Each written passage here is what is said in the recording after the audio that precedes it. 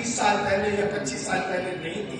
निरंतर विकास हुआ, विकास के बाद आज हम ऐसी सुखद स्थिति में आज भी नहीं है।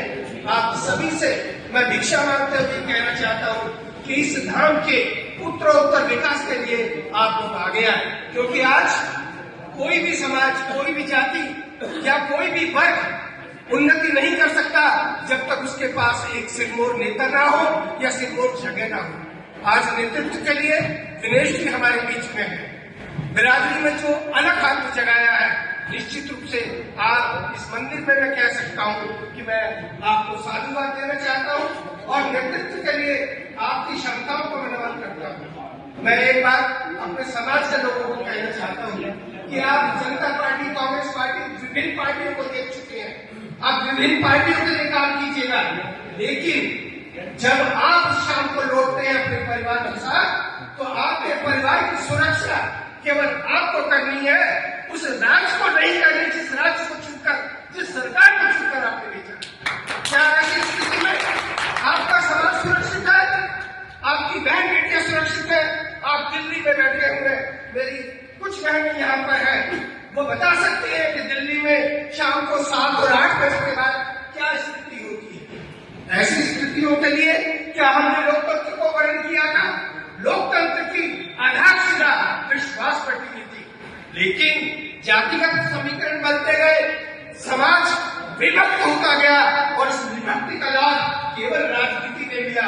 राजनीति से कुनीति पर आया और उसके बाद चाणक्य नीति पर आया, लेकिन वंचित समाज इस बात को जानता है, मेरा वर्ग इस बात को जानता है कि हम हजारों वर्षों से प्रताड़ित होने के बाद भी आज ऐसी स्थिति में दिल्ली में आ गए हैं कि हम अपने समाज को संगठित करके एक नेतृत्व क्षमता वाले व्यक्ति को आगे बढ़ाकर हम ये बता सकते हैं कि हम किस प्रकार के समाज को वर्ण कर रहे हैं। मैं सदैव कहता हूँ, बाजुबान हो जाओ, चर्चा तमाम है, 2-2 मिली आजादी का फिर भी गुलाम है।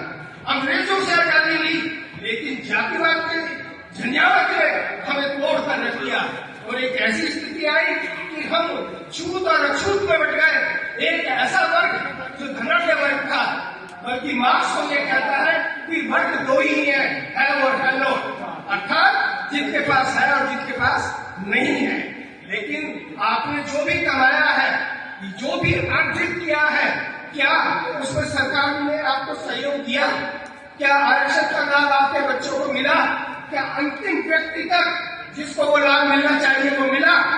देश की आजादी पर जो सामाजिक समीकरण थे, उससे निरंतर समाज का क्षरण हुआ है। समाज नीचे और नीचे और नीचे आ रहा है। निरंतर वैमनस्य की भावनाओं से ओतप्रोत होकर हम ये देख रहे हैं, खासकर उत्तर प्रदेश, बिहार, राजस्थान, जहां पर निरंतर एवरेजली 2 से 3 ऐसी घटनाएं समाज में हो रही है, हमारी बहन बेटियों के साथ हो रही है, और हम केवल कैंडल मार्च कर उस पर संतोष व्यक्त कर रहे हैं।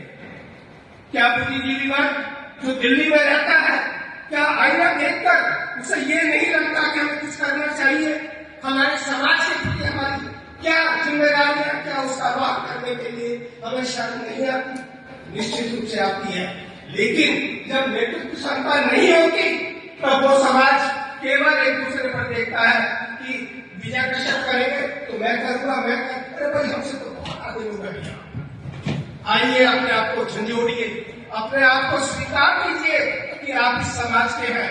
मत छुपाइए अपनी जाति, मत छुपाइए अपना भेद। आप अपने लोगों के बीच में रहेंगे तो निश्चित रूप से इस दमला संस्कृति में, इस पूंजीवाद में भी आप अपने बच्चों को अपने संगठन के आधार पर, अपनी विचारधारा के आधार पर एक कार्यकर्ता के रूप में, मानव श्रृंखला के रूप में अपने आप को उद्धृत कर सकते हैं। जन सेवा दल का निश्चित रूप से एक जो कार्यक्रम आरंभ हुआ था वो यही था कि हम तोड़ना नहीं जानते, हम जोड़ना जानते हैं।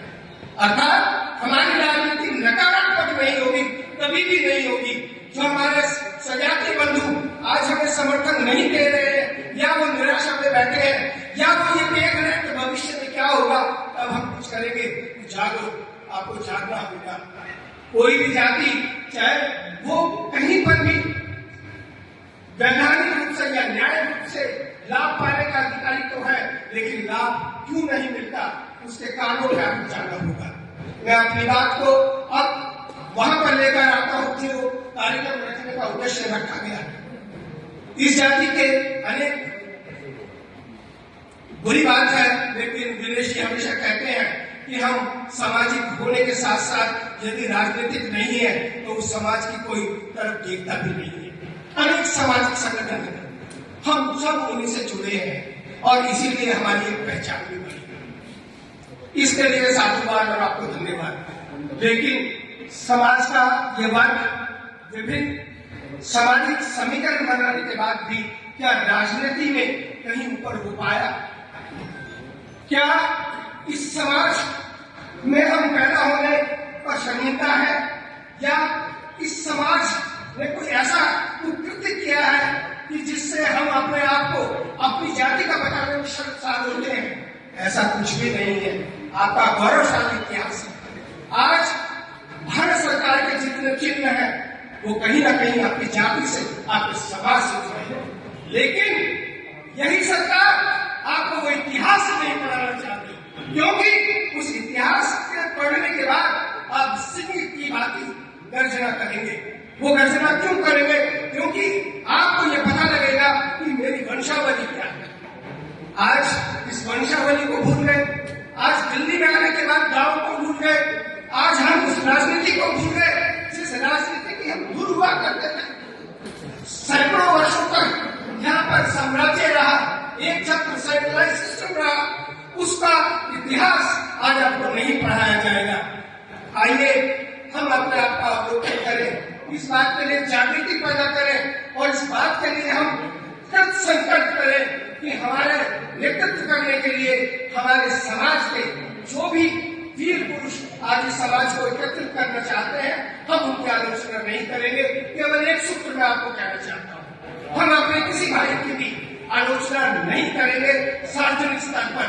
यदि आपने यही फार्मूला अपना लिया तो निश्चित रूप से कोई भी दल, कोई भी राजनीति, कोई भी समाज आपका शासन नहीं कर सकता।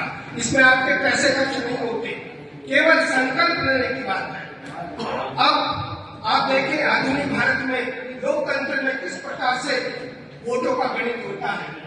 वंचित समाज जो आज 70% है और उसकी वोटें जब विभक्त हो जाती है, वो किस तरह से जाती है? प्रजापति, कुहार, कश्यप, लोथा और अनेक जाति और जाति के बाद उनके वर्गीकरण है। उन वर्गीकरणों के आधार पर हम विभक्त हो जाते हैं।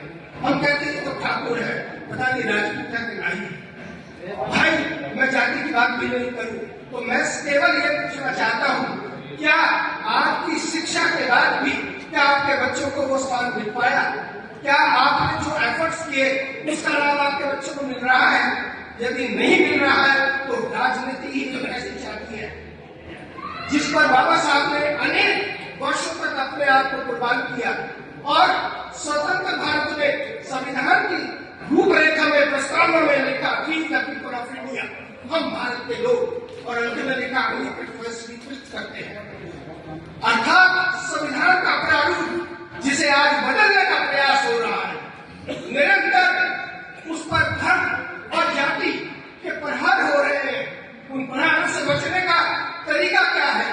क्या आप विभक्त होकर, अलग अलग होकर, उन जाति या विखंडों में विभक्त होकर उस प्रहार को सहन कर पाएंगे? नहीं कर पाएंगे।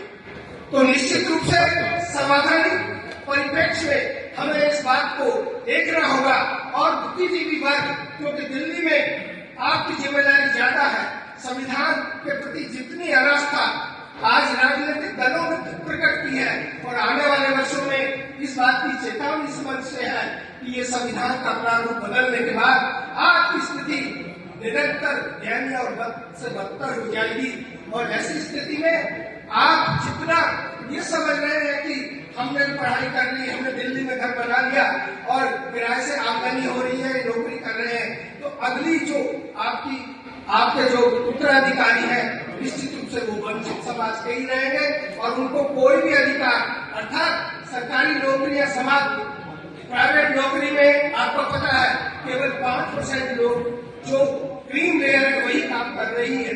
बेरोजगारी की समस्या हो, जनसंख्या की समस्या हो, या रोड की समस्या हो, या अनेक प्रकार की समस्या हो, उन समस्याओं के लिए आप अकेले कुछ नहीं कर सकते। आओ हमें मिलकर उन सब लाभार्थियों को भरोसा करना होगा, हमें एकता का परचम लहराना होगा। और जन सेवा दल जिस प्रकार से उत्तर प्रदेश के लिए तैयारी कर रहा है, तो हम दिल्ली वालों की, खासकर एनसीआर की ये ड्यूटी बनती है कि हम निरंतर इस बात का प्रयास करें कि हम आसपास की रैलियों में या आसपास जितने भी कार्यक्रम है, या हमारे जहाँ जिस गांव से हम आए हैं वहां पर जब भी हम कभी जाए, हम जन सेवा दल की चर्चा करें, बैठकें करें, गोष्ठी करें। मैं उन सभी नेतृत्वशील व्यक्तियों को यहाँ हृदय से नमन करना चाहता हूँ। अब मैं आपको बताना चाहता हूँ कि बिहार जैसे राज्य में जब कर्पूरी ठाकुर साहब का उड़ाव पारा हुआ और उन्होंने राजनीति में अपने आप को नेतृत्वशील बनाया, तो उस समय भी वहां के जो भी जमींदार प्रथाएं थी, उन्होंने उनको काम नहीं करने दिया। ऐसा व्यक्ति जो सर्वहारा वर्ग को संघर्ष निकल कर आया था, उसने अपने ही समय में जिस आरक्षण की बात, आज सामाजिक समता की बात, विषमताओं से निकलने की बात आज हम करते हैं, वो सारी बातें उन्होंने अपने शासनकाल में की और ये बताया कि हमें केवल शिक्षा के माध्यम से ही उस लक्ष्य को प्राप्त करना होगा। उस लक्ष्य प्राप्ति के लिए हमें आगे बढ़ना चाहिए, ये मेरा विचार है और आप सबका विचार भी मैं इसमें रखना चाहता हूँ। अब मैं अंत में अपनी बात को विराम देने से पहले केवल ये कहना चाहता हूँ कि जमींदारी प्रथा के, जाति पात के या इस प्रकार के जितने भी अवशेष हैं, आप हमें उनके खंडित करना होगा और लोकतांत्रिक पद्धति में विश्वास करते हुए, कानून का पालन करते हुए, हमें एक ऐसी संस्था जो सारी संस्थाओं को टेक ओवर करे, वह राजनीति और राजनीति के प्रणेता के रूप में हम जन सेवा दल के माध्यम से अपनी बात को विभिन्न राज्यों में रख सकते हैं। और टेस्ट के रूप में जब हम उत्तर प्रदेश की बात करते हैं, तो निश्चित रूप से उत्तर प्रदेश आप सभी को पता है कि वह एक ऐसा प्रदेश है जहां से निकलने वाली आवाज को कोई लालबत्ती रोक नहीं सकती, कोई पार्लियामेंट रोक नहीं सकती। तो हम ऐसे नेतृत्व के लिए आओ मिलकर कदम बढ़ाएं और एक एक बूंद से सागर भरें और अपने उस नेतृत्व के प्रति आस्थावान होने के साथ साथ क्रियाशील भी बने, वाचाल न बने। वाचाल बनने से किसी का लाभ नहीं होगा।